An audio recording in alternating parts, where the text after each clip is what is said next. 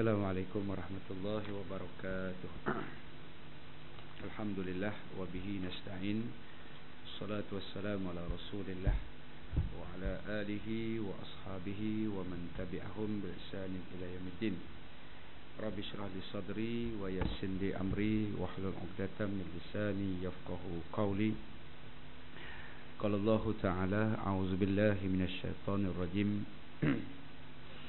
Yarfa'illahu alladhina amanu minkum walladhina utul 'ilma darajat wallahu khabirum bima ta'malun. Shadaqallahul azim. Yang bermaksud sesungguhnya Allah meninggikan orang-orang yang beriman di kalangan kamu dan orang-orang yang memiliki ilmu dengan beberapa darjat di sisi Allah. Sesungguhnya Allah mengetahui apa yang kamu kerjakan. Surah Al-Mujadalah ayat yang ke-11. Muslimin dan muslimat yang dirahmati Allah sekalian, alhamdulillah, syukur kita kepada Allah Ta'ala kerana beri keizinan dan kesempatan pada kita pada tengah hari ini untuk sama-sama kita meneruskan siri-siri kuliah zuhur kita. Dan kita bersyukur pada Allah Ta'ala masih lagi panjangkan umur kita, masih lagi Allah Ta'ala bagi kepada kita gunakan nikmat dia, masih lagi Allah Ta'ala bagi kita menumpang di bumi dia. Jadi ini bermakna Allah Ta'ala bagi peluang kepada kita sehari lagi untuk sama-sama kita terus nak mengisi perbekalan kita. Jadi seperti biasa saya gunakan kitab Al-Mau'izah fil Ahadis Al-Qudsiyah ataupun nasihat dan bimbingan hadis kursi, himpunan hadis-hadis yang dikumpulkan oleh Imam Al-Ghazali rahimahullahu ta'ala sebagai bahan perkongsian ilmu kita bersama. Dan kita masih lagi membincangkan pada hadis yang ke-29. Hadis yang ke-29 bulan lepas kita dah bincang dah dua perenggan. Sampai mana je? Perenggan yang akhir sekali ya? Perenggan akhir sekali. Muka surat 79. Sebelum kita teringat hadis ni, baris yang keempat daripada bawah, ujung sekali. Baik, yaqulullahu ta'ala ya bani Adam, bermula daripada ya bani Adam, idza kunta mislal umara'i alladhi dakhalun nara bil fujjari wal arabi bil ma'siyati wal ulama'i bil hasadi wat tujjari bil khiyanati wal jabbariyati bil jahalah was sun'il wal ubadi bir riya'i wal aghniyai bil kibri wal fuqara'i bil kadhibi fa aina yatlubul jannah atau kama qala. Baik, dalam hadis kursi ini Allah Ta'ala berfirman, wahai sekalian manusia, jika selama ini engkau sama seperti pemimpin yang masuk neraka kerana banyak berbuat maksiat, orang Arab yang selalu melakukan banyak berbuat dosa, orang Arab yang selalu melakukan maksiat, ulama-ulama pendengki, peniaga khianat, orang yang mengatakan maksiat, yakni dosa yang mereka lakukan datang daripada Allah. Kerana itu mereka tidak mahu berhenti melakukannya disebabkan kejahilan, kebodohan.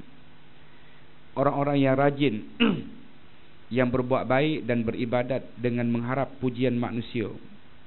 Orang-orang kaya yang bongkak serta orang miskin yang pendusta. Kalau demikian, siapa lagi yang mahu mencari syurga? Baik, ini di antara perkara yang menjadi intipati hadis yang kita baca ni. Pertama, Allah Ta'ala ingatkan, jika wahai sekalian manusia, jika selama ini engkau sama dengan pemimpin yang masuk neraka kerana banyak berbuat dosa. Pemimpin yang dimasukkan di sini merujuk kepada orang yang dibagi amanah kuasa mentadbir alam ini. Sebab tu kalau kita tengok sahabat-sahabat Nabi ridwanullah alaihim ajmain, bila Nabi SAW wafat, pada ketika itu pakat-pakat tolak jawatan.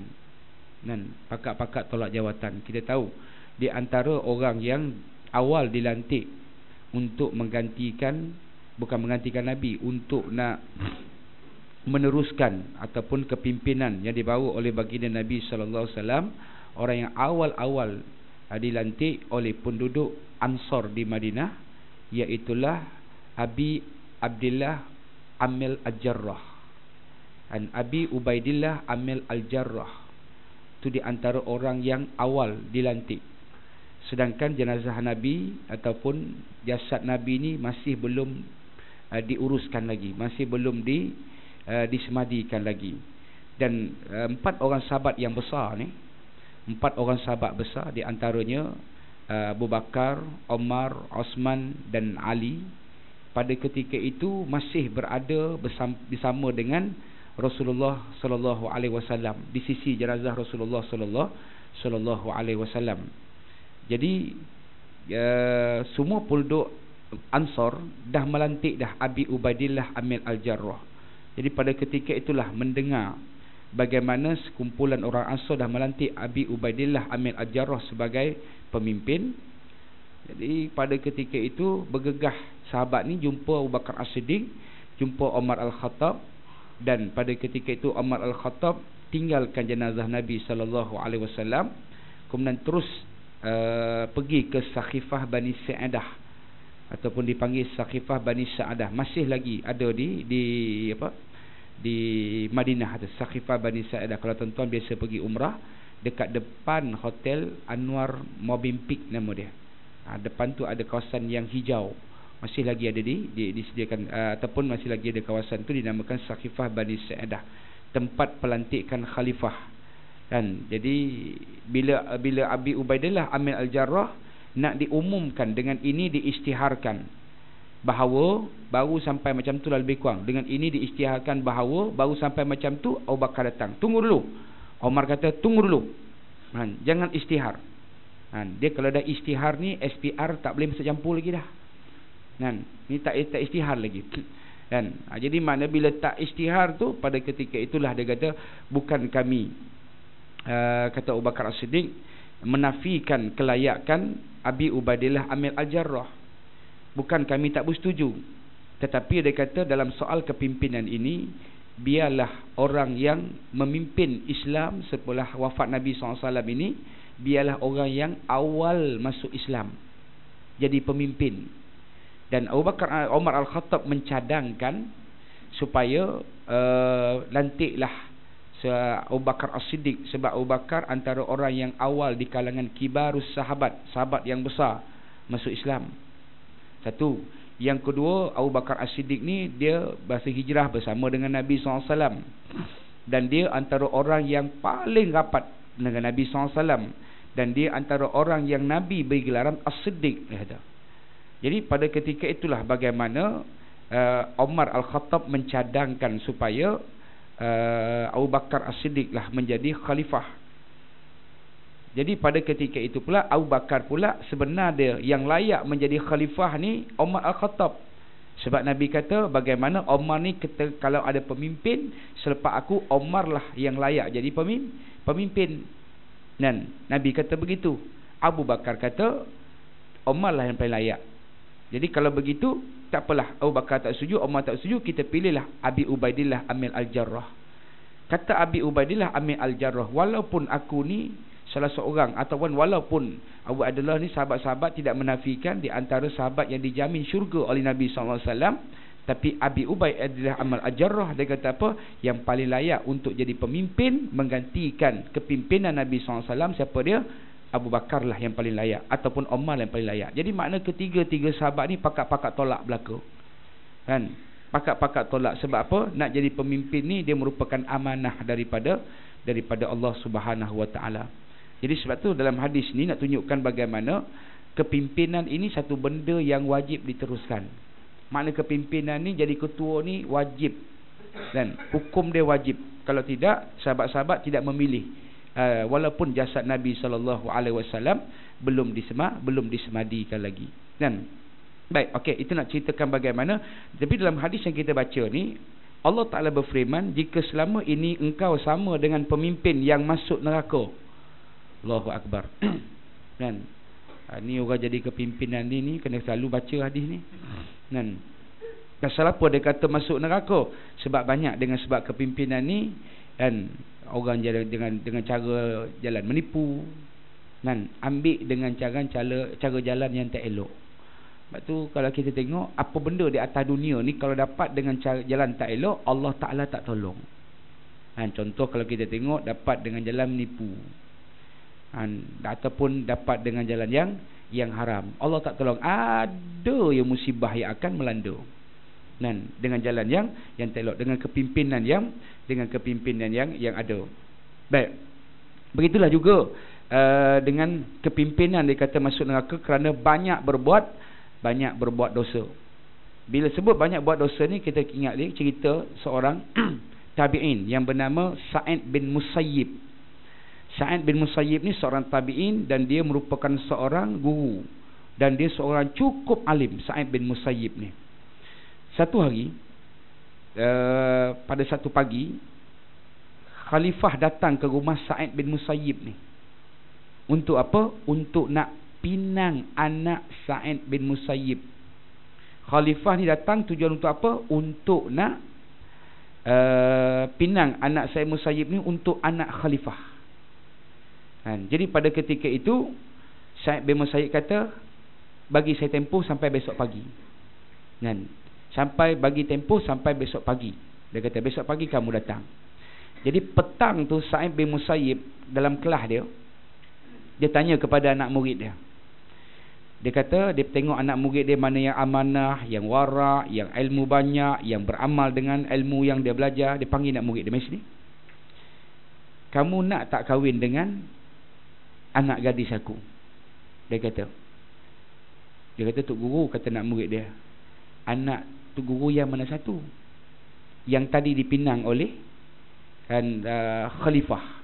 Tuan-tuan, khalifah ni zaman tu mana dia orang nombor satu negara lah. Kalau khalifah pinang anak ataupun orang nombor satu negara ni pinang, ini bermakna khalifah ni mestilah anak dia seorang yang segak, seorang yang segak, seorang yang hebat amalan dia. Jadi pada ketika itu anak murid dia kata, Tok Guru, pagi tadi ya khalifah pinang, dia kata. Besok pagi kata Tok Guru nak bagi jawapan tak? Dah, aku bukan tanya khalifah, kamu nak tak kahwin dengan anak gadis aku ni? Tok Guru, saya ni nampak ya muka handsome, dia kata, tapi abuk pun tak ada. Habis kau macam tu lah. Dah, aku bukan tanya handsome ke tidak. Kamu nak tak kahwin? Tok Guru, saya ni duit apa pun tak. Kamu nak ke tidak? Aku bukan tanya soal duit kamu. Kamu nak tak kahwin dengan anak gadis aku ni? Allah, Tok Guru ni nampak raya macam sungguh-sungguh ya. Kalau sungguh-sungguh macam ni lah, kata, siapa tak nak anak Tok Guru? Segak pula, alim pula. Tak apalah kalau macam tu, saya nak lah, kata. Ambil nak, mari sini. Sa'id bin Musayyib panggil dia, anak murid dia ni, kemudian panggil anak murid dia diorang jadi saksi. Terus dia akad nikah di situ. Berapa kamu ada, bayar mas kahwin, dia kata. Terus kahwinkan anak gadis dia dengan seorang lelaki ni, anak murid dia. Jadi pada ketika itu, besok pagi itu, Sa'id bin Musayyib ni didatangi oleh khalifah semula. Dia kata, wahai khalifah, kenapa kamu tolak pinangan aku dan kamu ambil ataupun kamu kahwinkan anak kamu ni dengan anak murid kamu yang tak ada apa, kata. Pasal apa tolak pinangan aku? Kata Sa'id bin Musayyib, aku lebih selesa kahwinkan anak gadis aku dengan orang yang selamat agama dia. Sebab apa dia kata? Sebab soal kepimpinan ni takut banyak benda-benda yang syubhat berlaku. Kamu jadi pemimpin, takut banyak benda-benda yang tak elok berlaku yang menyebabkan tidak dapat membentuk akhlak dan generasi jadi baik. Sebab kepimpinan ini merupakan satu amanah daripada Allah. Aku lebih selesa supaya anak aku ini dikahwinkan dengan orang biasa, bukan di kalangan pemimpin. Itu kalau kita tengok Sa'id bin Musayyib yang cukup prihatin tentang bagaimana dibimbangi ahli keluarganya termasuk dalam golongan orang yang melakukan perbuatan dosa. Banyak tuan-tuan kan sebab dia buat benda yang haram ni, buat benda yang tak elok ni, buat benda yang dilarang dalam agama, dia tidak akan bentuk pribadi jadi baik. Saya ingat lagi bagaimana seorang ulama yang bernama Mubarak. Mubarak ni dia kerja di kebun limau dengan tuan dia, dengan toke dia, dengan bos dia. Jadi satu hari ketika Mubarak ni dipinta oleh tuan dia supaya ambil buah limau yang paling manis. Ambil buah limau yang paling manis. Dan sebab kejap lagi tetamu VIP aku nak datang, nak rasa buah limau aku. Kan, jadi sebelum tetamu ni datang, VIP ni datang, aku nak makan buah limau dulu. Kamu cari buah limau yang paling manis, aku nak makan. Jadi pada ketika itu Mubarak pun ambillah 3 pinggan buah limau, bagi dekat bos dia. Bila bagi dekat bos dia kata, yang ni masam, kan aku nak limau yang manis. Tak apalah, bos dia pun ambil limau pinggan yang kedua. Ambil pinggan yang kedua, yang ni pun masam juga, kan aku kata nak limau yang manis. Baik, ambil limau pinggan yang ketiga, tengok masam juga. Allahu Akbar, dia kata. Jadi akhirnya Mubarak ni, bos dia beritahu, Mubarak, kan aku nak buah limau yang paling manis, tapi kenapa kamu ambil buah limau yang masam semua-semua ni? Tuan, saya dah bekerja dengan tuan ni 10 tahun, saya tak tahu mana pokok yang masam, mana pokok limau yang manis. Sebab saya dibayar gaji untuk jaga buah limau, untuk jaga kebun limau. Saya tak dibayar gaji, tuan tak beritahu, sambil-sambil jaga, sambil-sambil makanlah buah limau. Jadi saya tak tahu mana pokok yang manis, mana pokok yang masam. Sebab tugas saya jaga kebun limau, bukan sambil jaga sambil makan. Hatta buah limau yang dah jatuh pun saya tak ambil bawa balik bagi makan, tak. Saya letakkan dekat tempat tuan. Terkejut tuan dia. Kan, 10 tahun kerja tak biasa makan walau sebiji. Maka dengan sebab jaga permakanan tersebutlah, maka Mubarak ini melahirkan seorang anak yang bertaraf wali Allah yang bernama Abdullah bin Mubarak. Abdullah bin Mubarak. Kan? Jadi makna nak ceritakan bagaimana faktor pemakanan. 10 tahun kerja tak biasa ambil walau sebiji buah limau. Allahu Akbar. Kita lah kalau 10 tahun kerja, bukan buah limau kita makan tiap buat balik setiap hari. Tak cukup dengan buat balik, kan? Kalau bos pergi mana-mana pun tak silat-silat dengan kebun-kebun kita jual kali. Kan? Allah Akbar, banyak juga kan. Apa yang diceritakan itulah bagaimana dia katakan, kan, dia pemimpin dia kata yang masuk neraka kerana banyak melakukan perbuatan dosa. Kan? Banyak tuan-tuan, kalau kita tengok, kan, dah apatah lagi di zaman kita ni lagi banyaklah. Kan, dalam apa juga keadaan, macam-macamlah perbuatan dosa yang buat. Kan, kita tengok bagaimana penyalahgunaan kuasa. Banyak dulu dah kena tahan, kena tangkap, kan, kemudian dibicarakan, last sekali senyap macam tu ya. Dan dulu pemimpin dengan sebab nak jadi pemimpin, cerita yang selalu kita dengar banding antaranya di kampung saya dulu sampai hari ni. Kan, saya ingat lagi bagaimana kes Datuk Taha, pemimpin itu, sebab nak dapat kuasa tembak orang bagi mati. Kan, lepas kes Datuk Taha pula Datuk Mazlan Batu Talam ke di Pahang kan, pun begitu juga. Kan, mati juga. Dan dengan sebab kepimpinan, sampailah hari ini dah kena penjara 5 tahun lah. Kan, makna nak ceritakan begitulah bagaimana soal kepimpinan ni satu benda yang akan banyak fitnah-fitnah yang berlaku. Baik, satu. Kemudian firman Allah Ta'ala lagi, orang-orang Arab yang selalu melakukan maksiat. Kenapa di dalam hadis ni sebut orang Arab? Orang Melayu ni tak laku maksiat ke? Kan, orang Arab banyak melakukan perbuatan maksiat, dosa ni banyak dia. Kan, betul kalau kita tengok tradisi jahiliyah tu masih lagi ada di kalangan orang Arab ni. Kan, kalau kita tengok masa kunuri kahwin dia, kan, masa dia jadi berjoget menari ni masih ada lagi. Kan, kita ni okey jugalah. Kita dulu ada jugalah dia buat apa? Kalau zaman dulu dia panggil apa? Cak kuncak. Lepas cak kuncak ada joget lambak. Lepas tu apa lagi? Karaoke. Kan? Jadi makna nak ceritakan bagaimana orang Arab pun ada juga. Saya biasa tengok kali kan orang Arab ni kahwin. Masalah dia orang Arab ni kalau dia buat kunuri kahwin. Kalau kita ni kunuri kahwin ni pukul 12 sampai 4 petang. Orang Arab dia start kunui kahwin pukul 12 sampai subuh.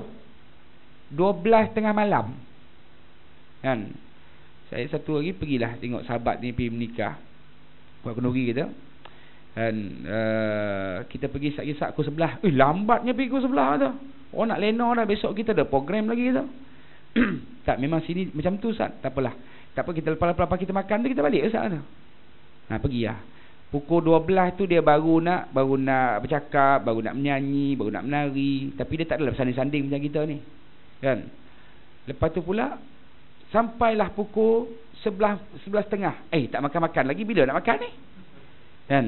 Allah, duk menari lagi. Subhanallah. Saya kata, kau macam ni, Ustaz, minta maaf Ustaz, selalu dia kita start makan ni pukul 12. Itu pun tetamu-tamu tertentulah pukul 12 dia makan dulu. Allahu Akbar kata. Tak pergi nak makan kurang setengah jam. Lepas tu taruh nak balik ke hotel lagi setengah jam. Pukul pun sampai hotel. Tak apalah, kita sebelum pukul 2 kita sampailah hotel. Sebelum pukul 2 pagi sampai hotel. Besok pagi subuh pukul 5 dah start. Dah kita nak pergi subuh dah kan.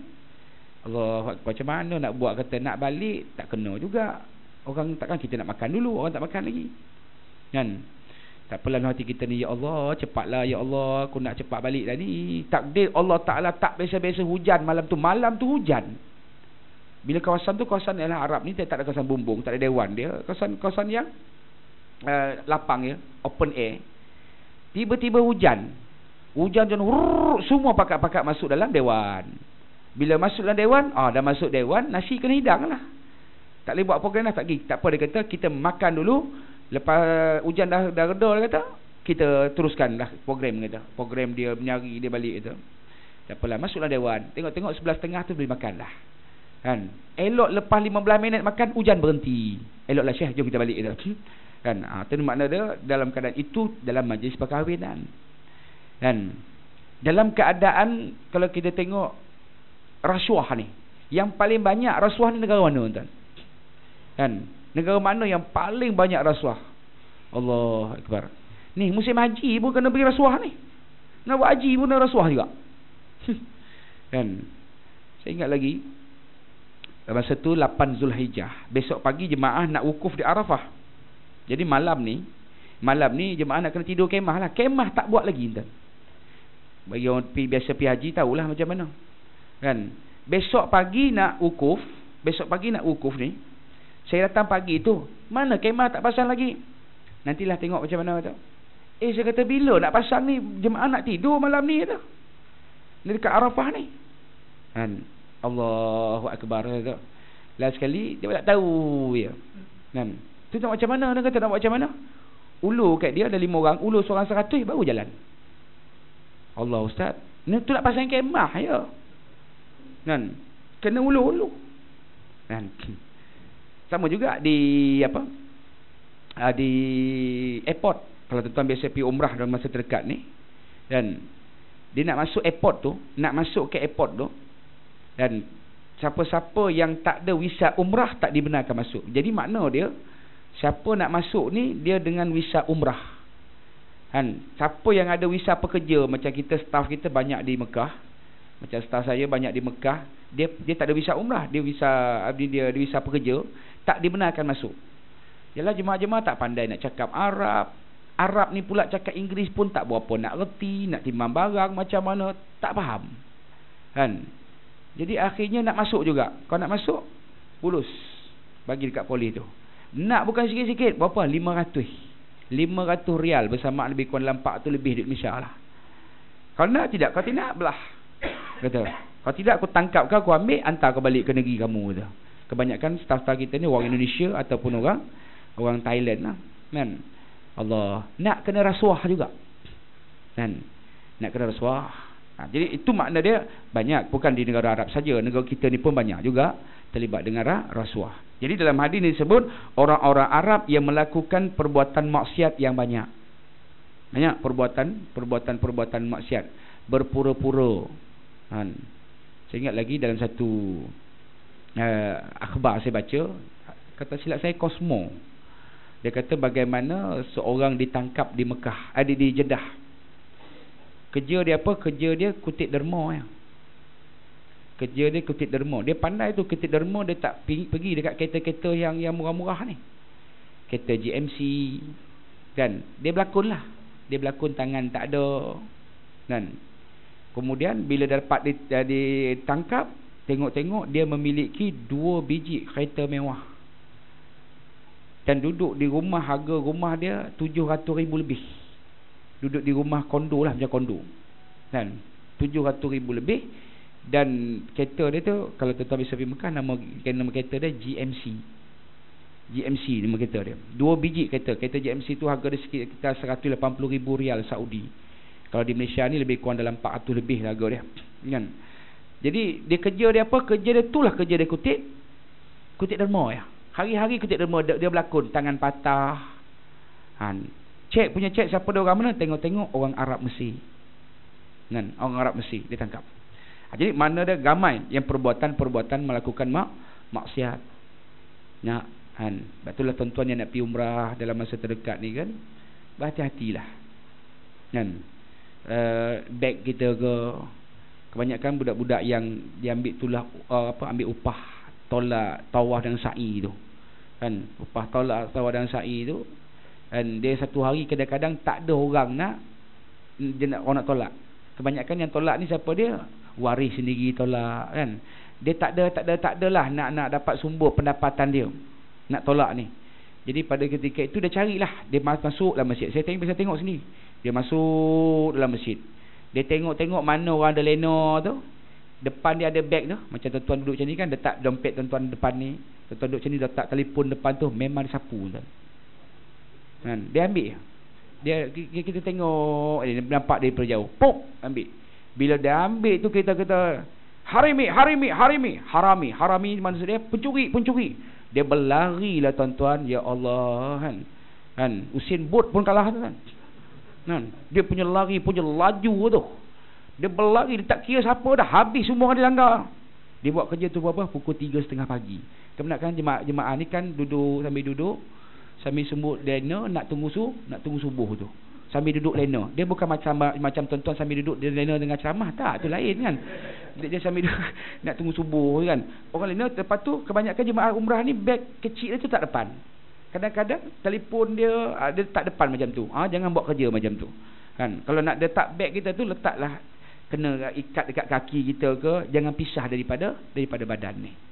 Kan? Kalau masa tawaf tu pun dia boleh raba ambil tuan. Kan? Apatah lagi dalam keadaan kan masa duduk terleleh macam tu ya. Kan? Banyak seorang jemaah tu dia bawa wheelchair. Mak dia pakai kita wheelchair yang canggih sikit lah, yang ada brake tu kan. Yang kecil sikit, brake sikit. Kawan ni pun letaklah tepi tiang. Letak tepi tiang tak kunci, memang selamat. Betul lah Nabi katakan, bagaimana barang kamu tu, dia kata sahabat-sahabat dia masuk dalam masjid, kemudian dan unta dia dilepaskan macam tu saja. Nabi tanya, unta kamu mana? Kata, ada tu Rasulullah. Kamu dah ikat belum? Saya tawakal Allah, seserah kepada Allah. Tak, kamu ikat dulu baru tawakal. Makna dia sama juga wheelchair kita ni, kunci dulu baru tawakal. Ni kita tak kunci, memang selamat dan Allah. Itu nak ceritakan bagaimana orang Arab dia kata banyak melakukan maksiat. Hak pakai seluar pendek ni dalam Masjidil Haram ni, Allah banyak. Hak pakai seluar pendek. Dan saya bisa tengok dia, ya Allah, hang ni duduk dalam Masjidil Haram depan Kaabah Al-Musyarrafah, buat dosa lagi tu. Dan tu katakan bagaimana Nabi Allah Ta'ala sebut dalam hadis ni, dia kata orang-orang Arab yang melakukan banyak maksiat. Baik. Kemudian dia kata lagi, ulama-ulama pendengki. Ulama-ulama pendengki kata, yang kita panggil hari ini ulama su. Ulama yang menghalalkan apa yang Allah Ta'ala haramkan. Makna dia orang yang ada ilmu lah. Dan orang yang ada ilmu ni, kalau kita tengok dari segi ilmu dia tu, ialah takkanlah dia nak cakap macam ni. Kan? Contoh dulu kan, kecoh isu yang berkaitan dengan dia, perempuan ibu tunggal boleh melacurkan diri. Ada tuan pendapat tu. Allah, kalau kita boleh dengar, saya biasa sekali dipanggil oleh Persatuan Peniaga-peniaga Aceh. Kan? Peniaga-peniaga Aceh, dia buat ceramah Maulid Nabi dekat lorong Haji Taib 2. Bila sebut lorong Haji Taib ni, semua tahulah dalam kepala kita apa ni. Dia buat ceramah tu daripada lepas zuhur. Kemudian dia panggil semua orang Aceh. Pertama saya tanya dia, pasal apa buat dekat tempat ni je, kata. Kata, Ustaz, kita nak dakwah kepada semua-semua yang ada ni, kata. Memang kita ambil lokasi sini, kata. Walhal lokasi banyak, lokasi yang ada di sekitar Coket ni, kata. Boleh kita cari jalan Tengku Rahman ke, kita ambil dekat Dewan Tengku Sulaiman ke, boleh kita ambil. Tapi saja kita nak buat satu hari minggu tu dekat ni Dewan, dekat apa, dekat lorong Haji Taib 2. Kan? Lepas tu sebelum dia panggil ceramah tu, dia duduk atas pentah tu, dia kata, Ustaz, cuba Ustaz tengok budak-budak yang berkeliaran tu. Kan? Kalau sekali lagi cuba Ustaz tanya budak dia, siapa dia. Kan? Saya bisa tanyalah tu. Kan? Bila tanya, Dik, buat apa sini, kata? Tunggu mak. Mak mana? Mak buat pergi kerja. Mak kerja kat mana? Atas tu. Kan? Adalah tak apa kerja apa dia buat, kata. Ada atas tu. Dan biasa dia kata, kita biasa saja nak pergi tengok kawasan tu dah. Tengok-tengok ada. Dia ambil keratan akhbar tu, ibu tunggal boleh melacurkan diri tu, diliminate. Diliminate, dia kata dia letak dekat apa, dekat jalan nak masuk ke sarang pelacuran tu lah. Dia kata ibu tunggal boleh melacurkan diri, dia tu. Subhanallah, diliminate elok tu, dia foto stick banyak-banyak, diliminate, tampal lah. Dan Allah, anda katakan bagaimana, ialah bagi saya lah, mungkinlah wartawan yang tulis tu tersilap kot. Bagi saya, sebab bagi kita lah, bagi saya rasa Dr. Masitah, minta maaf sebut nama dia kan, Dr. Masitah tu memang alim lah, takkanlah dia nak cakap macam tu kot, dia kata kan. Sama juga dulu Syekh Said At-Tantawi kan dia katakan bagaimana diharuskan dia kata membina kasino di atas genting Hairul tu. Boleh diharuskan, dia kata. Saya kata, yelah, Said At-Tantawi ni seorang yang alim lah, takkanlah dia cakap macam tu kan. Jadi saya kata mungkinlah wartawan ni tersilap tu, tulis kita pun tak tahu. Ada wartawan ni pun kadang-kadang buat kerja pun kadang-kadang dalam keadaan nipu juga kan. Banyak kita pun biasa ceramah dekat NST. Ustaz, memang kita tulis macam ni, tapi bila sampai dekat buatan ni dia edit balik, dia kata tukar macam ni pula. Buat macam mana Ustaz tu? Kita dah buat betul dah, dia tukar pula tu. Sebab apa? Apa lagi Ustaz? Sebab politik lah tu. Tu katakan bagaimana, katakan ulama-ulama yang pendengki kan. Baik. Kemudian dia katakan lagi iaitulah peniaga-peniaga yang khianat dan peniaga-peniaga yang khianat kan, ataupun kita panggil menipulah dalam urusan perniagaan kan. Sampai hari ni kalau kita tengok ramai orang meniaga menipu ni. Masa saya belajar di Mesir dulu, masa tu nak beli buah kan, nak beli buah anggur. Masa tu anggur harga dia 30 sen. Anggur yang mana hijau tu 30 sen, yang warna apa dah, yang macam hitam tu sikit kan, yang tu mahal sikit lah, 65 sen. Tu di Mesir lah anggur. Jadi bila beli ni berapa kilo ni, mana sekilo lah. Dia ambil yang elok sikit. Dia ambil, bila kita tengok sikit, kita nak ambil duit, dia ambil bawah tu yang busuk-busuk, dia bubuh kan. Kata yang ni tak elok, kata ni harban, kata alah elok kan, tak elok kata, tengok ni kata tak mau dia marah kita pula kan. Itu makna dia dalam keadaan peniaga yang menipu banyak kan. Dalam konteks itu dululah di Mesir. Sekarang ni zaman kita ni ada peraduan guris dan menang. Ada lagi ke guris dan menang ni? Ada lagi kan, guris dan menang kan. Saya balik kampung mentua saya baru ni, sahabat saya ni duduk Sungai Petani, Kampung Pasir nama dia. Orang utara panggil Kampung Pasiak kan. Dia kata satu hari macam ada seorang ni, orang datang ni datang ke rumah pak dia duduk seorang. Kemudian pakcik, kita dapat ni ada tawarkan ni macam-macam lah. Pakcik guris je. Dia tak kena bayar apa-apa pakcik, guris je kata. Kalau ada peluang pakcik menang kata. Jadi kat pakcik ni pun, pak dia pun guris lah. Guris tengok dapat vacuum cleaner kan. Dia kata Allah pakcik, beruntungnya pakcik kata. Kan, yang ni harga ni pakcik dia kata harga dia ni 15,000 vacuum ni. Tinggi ni kata. Vacuum cleaner tinggi ni harga 15,000 ni kata. Tapi disebabkan hari ni pakcik dapat buat offer ni, pakcik cuma bayar berapa? Bayar 4,000 ya pakcik. Kan? Allah dia kata, pakcik ni nak buat apa vacuum cleaner ni kata. Tak apa, pakcik boleh sedekah dekat masjid boleh. Oh, dia pandai pula tu.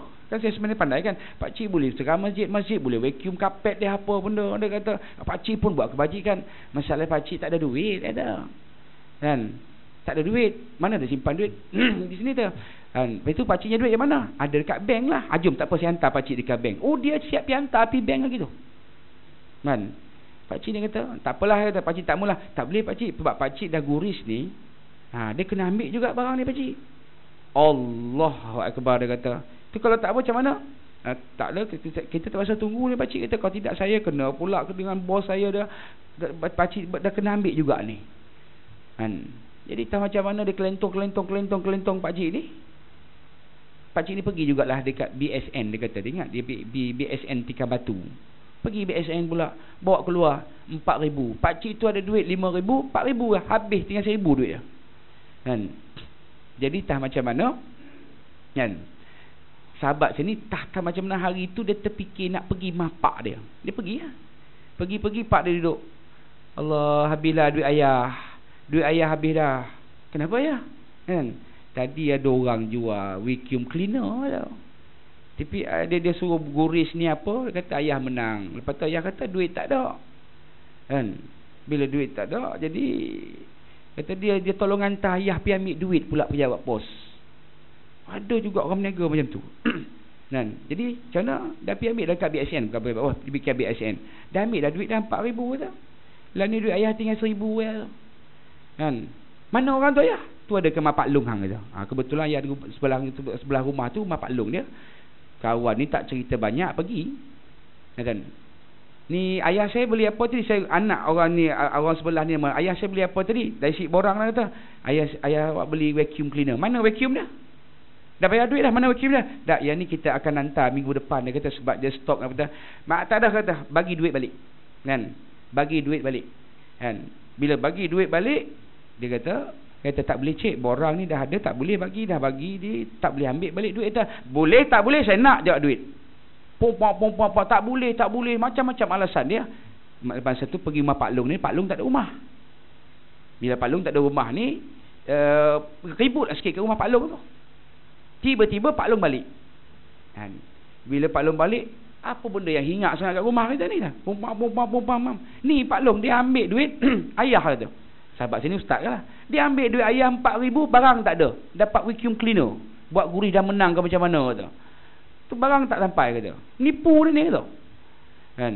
Tak ada, bukan macam tu cik. Sebab dah ada apa ni. Ayah saya kata gurih saja tak kena bayar apa. Jadi pasal apa kena bayar pula. Pompa. Jadi Pak Long ni kata macam ni lah. Hang ambil 4,000 ni bagi dekat adik aku. Kita adik, orang bagi dekat adik aku boleh tak? Tak boleh bang kata, pakcik kata, sebab benda ni dah masuk borang, tak boleh nak keluar ni dah. Invoice dah ada kata. Nanti kita hantar barang. Boleh tak boleh kata, nak balik. Kan? Kebetulan pak saudara sahabat saya ni, Pak Long dia ni guru silat. Guru silat. Tak tahu silat gayung ke apa kata. Hang nak bagi ke tidak balik? Nak bagi ke tidak balik? Kan? Tak boleh pakcik sama macam saya sebut tadi. Tunggu sat kata. Dia masuk dekat dalam rumah dia, dia masuk dalam bilik, dia ambil kerih yang ada 4 lock tu. Tu 4 cengkong tu. Dia ambil kerih, cabut kerih tu, kan? Kau nak bagi ke tidak ada? Kan? Kau nak bagi ke tidak ada? Kalau tak bagi kita tak boleh. Kerih ni pun dia tak tahu nak kata apa, dia tahu tojoh perut orang kata. Bagi tu hampir balik sekarang. Nak ceritakan bagaimana peniaga yang menipu kata.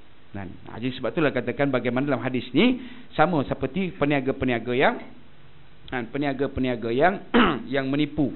Kan? Macam mana tadi?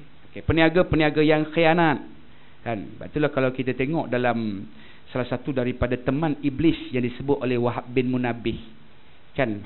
Ada berapa, ada 10 teman iblis tu kan. Bila Wahab bin Munabbih cerita bagaimana seorang perempuan yang tua, yang bongkok, yang uzur datang kepada Nabi SAW, kemudian tanya kepada Nabi, Nabi tanya pada perempuan dulu, man enti, siapa kamu? Ana iblis, limaza ji'ta, apa hajat kamu datang jumpa aku? Ini amarani min rabbi, sesungguhnya aku ni diperintahkan oleh Tuhanku untuk menjawab apa juga persoalan-persoalan yang engkau ajukan kepada aku. Jadi pada ketika itu Nabi SAW tanya, kam ikhwanuka min ummati, ada berapa ramai di kalangan umatmu, berapa ramai temanmu di kalangan umatku, kata Nabi. Ada berapa ramai temanmu di kalangan umatku? Iblis dia menjawab 10. Apa dia? Yang pertama disebut hakimul jair, hakim yang curang. Hakim yang curang, hakim yang diharapkan untuk menjadi produk keadilan, curang. Yang kedua dikata apa? Al-ghaniyun mutakabbir, orang kaya yang sombong, dia kata. Dan orang yang Allah Ta'ala bagi kekayaan dari segi harta dan sebagainya bersifat sombong. 2. Yang ketiga dia kata apa? At-tajir khain, peniaga yang menipu.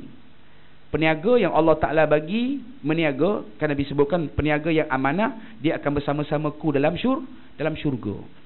Dan itu 3 dia kata.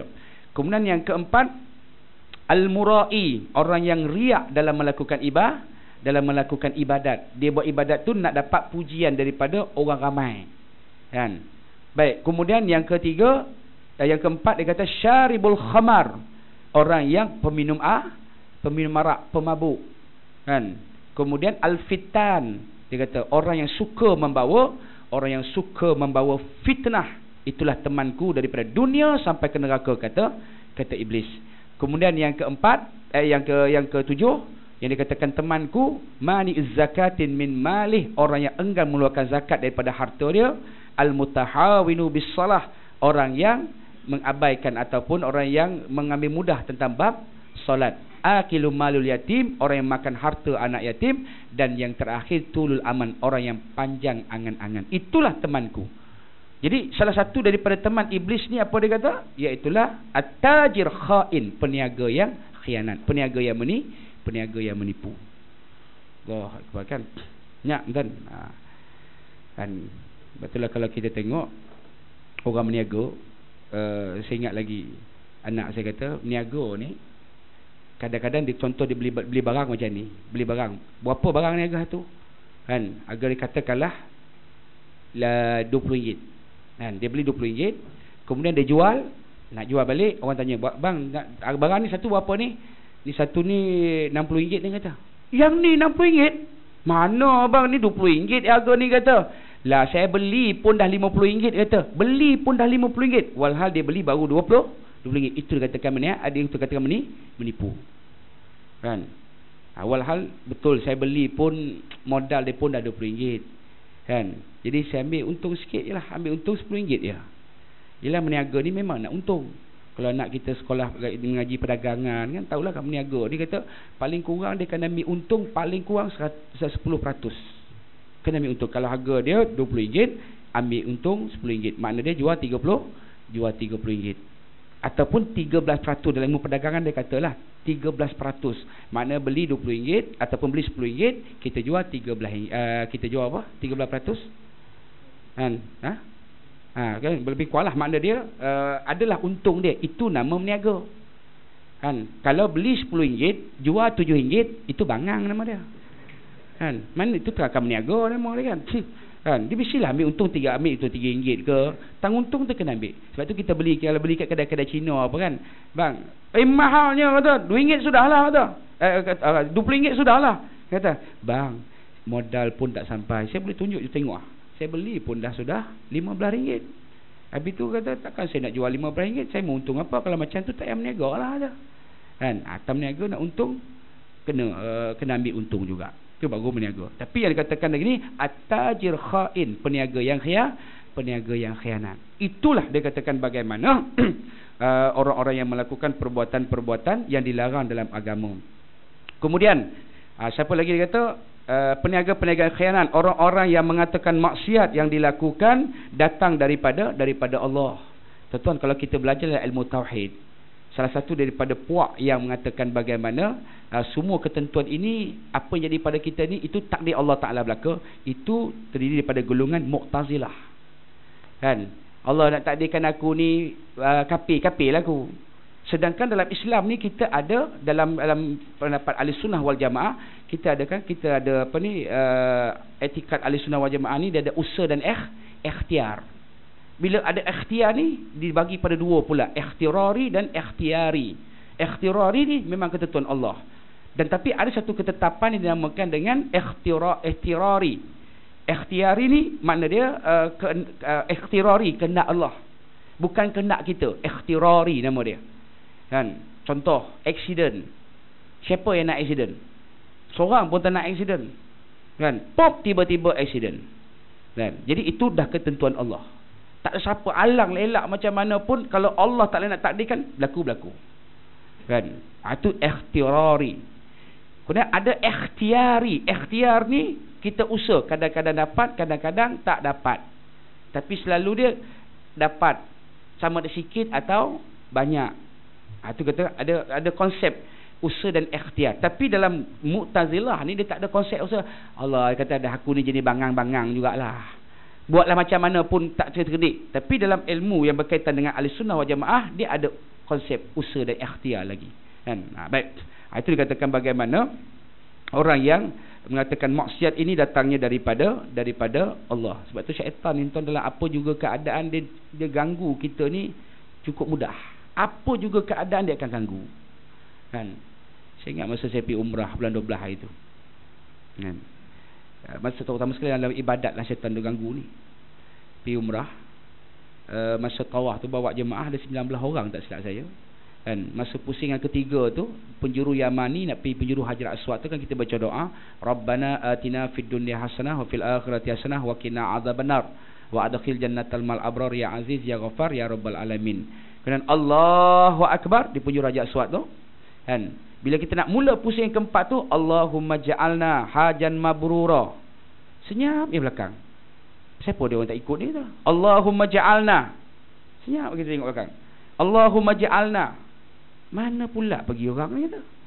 Kita tengok elok sedang berselfie depan Kaabah. Ya Allah, geramnya kita tengok. Dia pakai tongkat golf tu.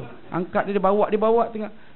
Ya Allah, kita tengah baca doa, subhanallah. Yalah, saya tak salahkan dia juga, syaitan kan. Dia ganggu dalam apa juga keadaan, dia ganggu. Kita bacalah waja'alna kan, apa ni watijaratan lan tabur. Dia tak baca tu. Dia buat apa? Ambil tadi dah selfie tadi. Dia ambil edit gambar ke macam mana, dia WhatsApp. Kan, tengah tawaf. Kan, pusingan yang keempat, dia tawaf dekat orang di Malaysia tu agak dia. Ya Allah, itu depan Kaabah pun. Maknanya syaitan ni dah apa juga keadaan, dia cari jalan supaya nak menggelincirkan manusia ni daripada mentaati perintah Allah. Baik. Kemudian firman Allah Ta'ala lagi, kerana itu mereka tidak berhenti daripada melakukannya disebabkan kejahilan. Maknanya disebabkan kejahilan manusia ni lah yang mengatakan maksiat itu datangnya daripada Allah Subhanahu Wa Ta'ala. Dan banyak orang yang kadang-kadang dengan sebab ilmu ni, tak ada ilmu ni, yang menyebabkan manusia ni buat satu benda yang kadang-kadang benda tu dari segi pandangan kita ni kecil, tapi pada pandangan Allah benda tu besar kan. Pada pandangan Allah besar benda. Ilmu lah yang berkaitan dengan ilmu. Dan contoh ilmu yang berkaitan dengan kursus kahwin. Saya biasa sekali lah pergi ganti sahabat-sahabat minta tolong buat kursus perkahwinan ni. Dan Ustaz, saya kalau boleh Ustaz kata, saya ni nak datang kursus pagi sampai petang ni saya sibuk tak dan lah Ustaz kata. Boleh tak agak dia saya nak datang ambil sijil ya. Nak ambil sijil, tak apalah saya beli pun tak apa kata. Kan, tak, kita belajar ni tujuan dia bukan nak sijil ni sangat kata. Tujuan kita belajar ni dapat ilmu yang berkaitan dengan perkahwinan. Kan, ada silibus dia, korbankanlah satu hari kita. Hari lain tak boleh buat ke? Tak boleh, hari ni saya sibuk sangat pom. Tak boleh. Okeylah, kalau nak ada pilihan yang kedua, saya kata. Apa pilihan yang kedua? Saya terus interview entah. Ada 6 soalan-soalan ni. Kalau entah boleh jawab ni kata, okey, boleh kita bagi keluarkan sijil, bolehlah apa kata. Lepaslah tu. Kan? Baik. Kemudian saya tanya dia. Di antara okeylah saya kata tu saya nak interview ustaz tu. Okey, 6 soalan. Soalan pertama senang ya. Soalan pertama dia, berapa rukun nikah? Rukun nikah ada berapa? Ni susun kahwin ni. Kan? Dia kata yang tapi kalau tak ikut susunan boleh tak ustaz? Boleh saya kata. Kan? Janji ada rukun nikah ada berapa? Okey, yang saya ingat ustaz yang pertama sekali kursus kahwin, dia kata. Rukun nikah kursus kahwin dia kata. Kan? Saya pun mula-mula nak gelak juga. Kan? Yang kedua dia kata mestilah kita buat tu di masjid dia kata. Kan? Yang ketiga ni mesti ada tu imam. Kan? Kemudian ada 2 orang saksi, okeylah. Kemudian yang satu lagi tu saya tak apa nak ingat lah ustaz dia kata. Saya kata macam mana kita entah nak sijil ni kahwin dia kata. Hak ni pun tak lepas. Hak ni pun tak lepas lagi kata. Kan? Tak, ustaz nak bagi ke tidak saya ni? Saya tak boleh bagi kata. Sebab benda yang tersebut tu semua tak betul. Kan? Tapi gaya cara dia datang ni nampak macam orang cerdik. Gaya dia kan. Betul lah kata falsafah yang saya sebut bulan lepas kan. Dia kata falsafah duit dia kan. Orang ni dia kata bodoh. Tapi dengan sebab tak ada duit ni nampak macam cerdik. Dia bodoh. Bodoh ni samalah perkataan tak apa cerdik. Katalah bahasa ni sebenarnya dia sebut bangang lah kan. Kan? Samalah kan, jahil. Kan? Tapi disebabkan dia ni banyak duit nampak macam cerdik kan. Orang yang cerdik disebabkan tak ada duit nampak macam bodoh ya. Kan? Duit tak ada. Kan? Tapi duit disebab ilmu dia banyak. Tapi lah macam orang tak apa cerdik ya. Tapi bila tengok orang yang bodoh, Allah, dengan pakaian, dengan gaya dia, kalau dia cakap tu saya mencadangkan setuju, tak habis lagi setuju dah. Kan? Sebab duit. Kan? Kalau lagi falsafah duit dah. Bagus juga tengok falsafah ni. Kan? Tapi bukanlah kata-kata ulama. Sahabat saya Datuk Ustaz Samsuri hantar dekat saya. Kan? Falsafah duit kata. Kan? Duit tak boleh beli lena kan. Tapi kadang-kadang dengan sebab tak ada duit, tidur kita jadi tak lena. Sebab duit tak ada. Duit mana boleh beli lena. Kan? Tapi kalau tak ada duit, tak boleh lena tidur kita. Bang, duit rumah tak bayar lagi. Anak kita yuran sekolah 2 bulan tak bayar dah. Anak universiti nak duit lagi. Abang punya kad kredit 3 semua tak bayar. 10% pun abang tak bayar lagi. Aduh, semalaman tak tidur. Kan? Duit tak boleh bawa lena. Ataupun tak boleh beli tidur. Tapi sebab tak ada duit, tidur jadi tak lena. Ni tuan-tuan tak lena ni sebab tak ada duit lah ni. Kan? Marah pula orang lena saya pula. Kan? Kata betul, duit ni kata tak boleh beli kesihatan. Kan? Tapi kadang-kadang dengan sebab tak ada duit, payah kita ni nak jadi sihat. Oh tuan, Allah Akbar. Saya ingat lagi jumpa seorang doktor. Yang tadi jumpa doktor, tak sempat jumpa dia kena buat operation cepat. Dia kata dia kerja mana? Di Gleneagles Intan. Kan? Dia kata ada emergency ustaz, minta maaf lah ustaz. Dia kata dia yang uruskan kuliah-kuliah saya. Semua kuliah ustaz ni dia yang uruskan. Ustaz Radhi, Mak Rejab, saya, ada 4-5 orang ustaz. Dia yang uruskan kuliah dia. Ustaz, saya tak dapat hadir kuliah ustaz lagi ni. Emergency, on call. Dia kata kena datang sekarang sebab ada orang accident. Kan? Dia ni pakar gigi. Dalam masa sama dia pakar apa ni? Bagian-bagian rahang apa semua dia pakar. Kan? Dia ada dua degree, satu medik, satu dental. Jadi kalau orang bisu pula, orang sumbing ni dia boleh repair. Doktor tu nama Dr. Esmadi nama dia. Baik. Satu hari itu ada seorang pilot jatuh daripada tingkat 1. Dia ni pilot ni mabuk Cina. Bila jatuh ni dia punya muka ni saya ingat dah. Dia tunjuk dekat saya X-ray dekat handphone dia tu, gambar X-ray. Ni tengok ustaz, saya ingat ni pakar ni. Tu kata besok saya nak buat operation ni, nak kena buka ni balik apa semua tu, sampai bawah ni buka tu, nak repair macam mana saya pun tak tahulah. Dia kata nak adjust balik macam mana tu. Saya tu apa lama nak operation ni. Mungkinlah makan masa dekat 16 jam juga tu. Kata kan, tak apalah, lepas 2 bulan tu dia tunjuk dekat saya, ni gambar yang dulu saya tunjuk kat ustaz yang dah operation hari tu. Ustaz tengok macam mana kan. Saya tengoklah, oh okey tak. Dia sekarang ni orang yang operation tu macam mana? Dia kata alhamdulillah setakat ni dia kata okey, tak ada rasa sengat, dia boleh buat kapal terbang dah ada. Kan? Saya pun saja tanyalah, doktor, berapa kos dia ni? Dengan rawatan susulan dia, dengan buat operation, berapa kos dia? Hampir-hampir 380,000. Hampir-hampir 380,000 kos dia, termasuk hospital, termasuk dengan layatan, termasuk makan apa semualah. 380,000. Agak-agak kita lah masa tu tak ada duit 380,000. Ni rahang kita ni dah sengit. Agak jadi apa tuan? Jawab dia kita sengit macam tu lah. Pergi cakap ya. Macam tu lah kita pergi ceramah kan. Tu saya katakan, kalau pergi ceramah itulah. Kalau tu tapi kerja macam tu tak boleh cakap kan. Duit tak boleh beli kesihatan kan?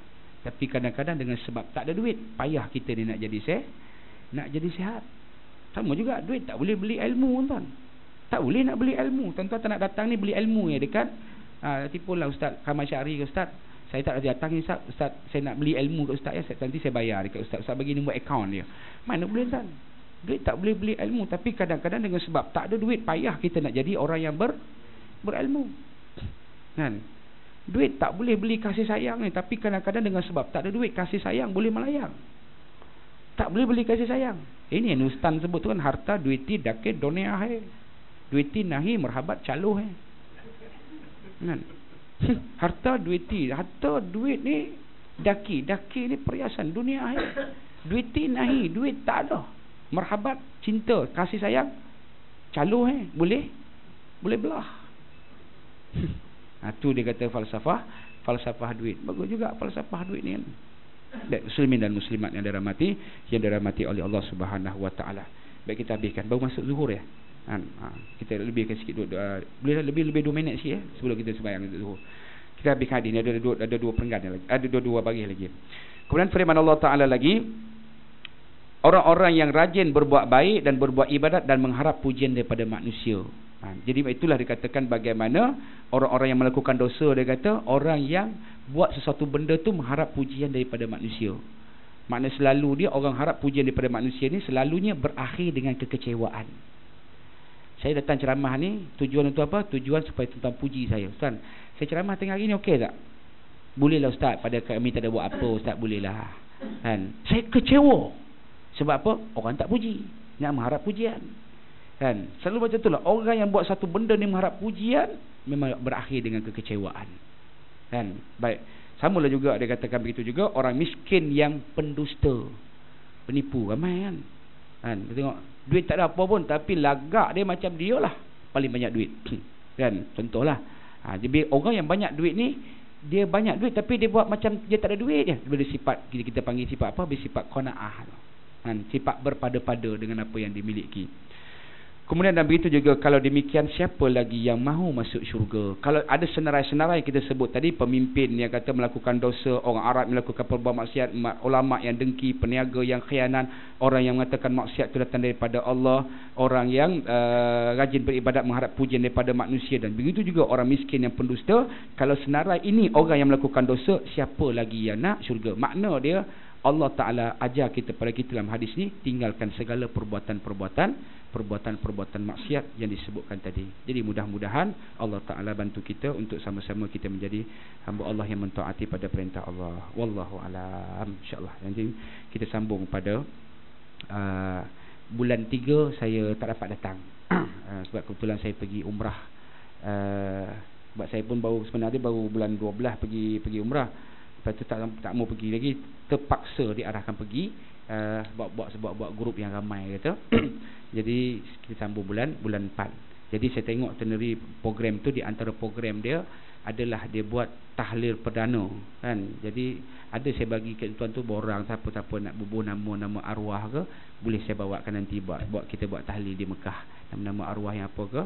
Dan dia kata ada depan tu ada dengan wakaf Quran kan, siapa nak ada bagi kat saya kan. Sumbangan tu terpulang, tuan-tuan nak bagi dia bagi, terpulang pada tuan-tuan lah. Itu cerita dia, kita nak buat nama-nama kita akan baca di Mekah nanti insya-Allah. Perempuannya ada kat situ saya letak insya-Allah. Wallahu alam.